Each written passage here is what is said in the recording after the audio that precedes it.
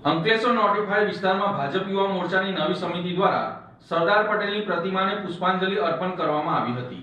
Ankleshwar notified વિસ્તારમાં ભાજપ યુવા મોરચાની નવી સમિતિ દ્વારા સરદાર પટેલની પ્રતિમાને પુષ્પાંજલિ અર્પણ કરાઈ હતી। અંકલેશ્વર નોટિફાઈડ વિસ્તારમાં આજરોજ ભારતીય જનતા પાર્ટીના યુવા મોરચાના નવનિયુક્ત સમિતિ દ્વારા એક વિશેષ કાર્યક્રમનું આયોજન કરવામાં આવ્યું હતું।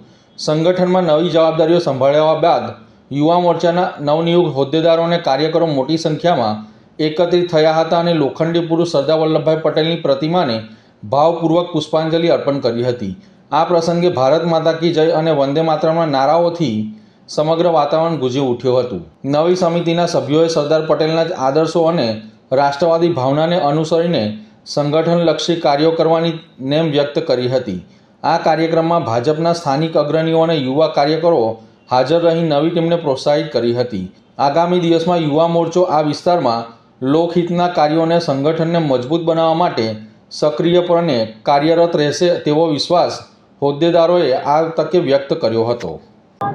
ગુજરાત પ્રદેશ ભાજપ દ્વારા ગઈકાલે અંકલેશ્વર નોટિફાઈડની યુવાનની ટીમની નિમણૂક કરવામાં આવી હતી।